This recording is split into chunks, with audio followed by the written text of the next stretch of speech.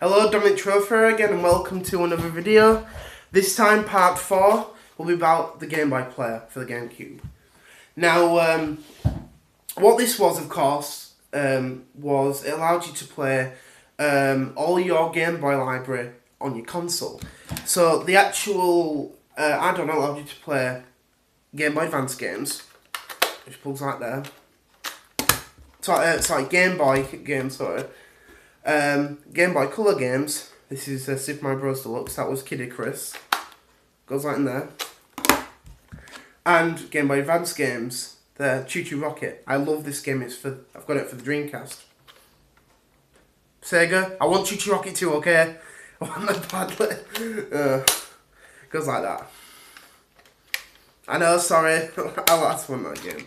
Now, as I said at the time, when this was actually coming out, the GameCube was floundering, and a lot of people weren't interested in the GameCube. And at the time, there were actually rumours that Nintendo was actually going to bow out just like with Sega with the Dreamcast.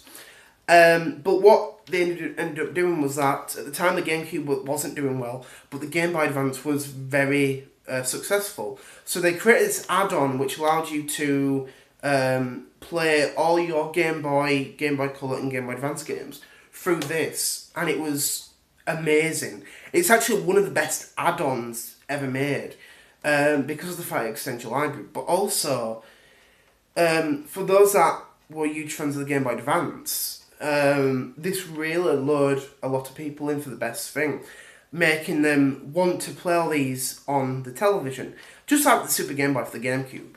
And that was one thing that was genius. It was really, really popular and powerful. So, of course, what you did is that it came with a disc. This is the disc, the box is just there. And you turn it on and that's it. Now, the best thing about this is that it actually uses official hardware. You know, it's not emulated like the transfer pack. It uses like official hardware, just like the Game Boy play. It's like the Super Game Boy on the SNES. And that was, like, really, really good. One of the best things. Now also, you could use the Game Boy Advance e-reader, which was of course an add-on for it. Only released in Japan, America, and even Australia, which was interesting. It was never released in Europe worldwide, and of course it goes like that, which is interesting. I actually got this last year, which is interesting. And that was a good thing. Now, another thing I will show is, of course, this. The Advanced Game Port by Datel, or Datel, I don't know how you pronounce that. Now, what this was actually an unofficial Game Boy player, which was actually released around the time this came out, back in 2003. And it was shown off as to be a cheaper alternative. So what you did was that you put the memory card slot into the second slot. You don't put it in the first one for some unknown reason. But the problem with it was that you could only play Game Boy Advance games. That was all you could do. But this also ran off a disc, as that used a software disc like this. Turn it on, and that's it. But the problem with this is that it actually used emulation, and it's not a worthwhile product to buy. The only reason I bought it was merely for, oh, it looks interesting, that's all.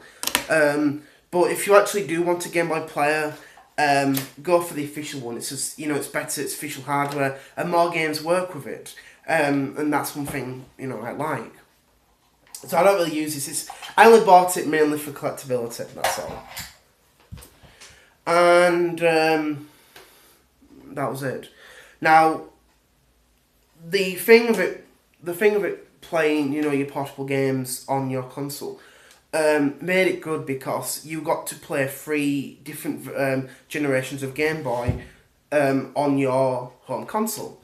And since the Super Game Boy couldn't play Game Boy Color games because it came out before the Game Boy Color, so you can understand about that. The transfer pack was totally different. You couldn't actually play games on it. Except for the Pokemon ones through Pokemon Stadium 1 and 2. So that was the only type of Game Boy Color game you could play on it, Pokemon ones. But with this, it allowed you to play all your games through your GameCube. and it was just a genius idea, one of the best ideas Nintendo ever had, and it really worked because it allowed you to do more things. And before the Super Game Boy, you would have never really thought to play your little portable games on your home console. And I thank Nintendo for that. They did one of the best ideas ever made. And I thank you for that, Nintendo. But it's a shame that they never actually did that. I know they released a Game Boy Advance Virtual Console last year for the Wii U and recently for the DS.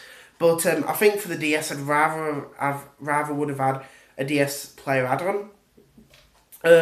I know I'm not a huge fan of digital, media, but if there's a game I really want to try, and there's no physical copy, that leaves me out of luck because I'm like, I want to play that game badly. So unfortunately, that's the thing. So I tried it, and it's really good. But I wish that they actually released like a USB DS player add-on for the Wii U. That's what a lot of people thought, and I thought I'd rather have that instead. But that's the thing. So I hope you enjoyed my little video and review of the Game Boy Player add-on for the GameCube. Part 5 will be about the Wii Motion Plus for the Wii. So I hope you enjoyed watching this video, and thank you very much for watching. See you later. Bye.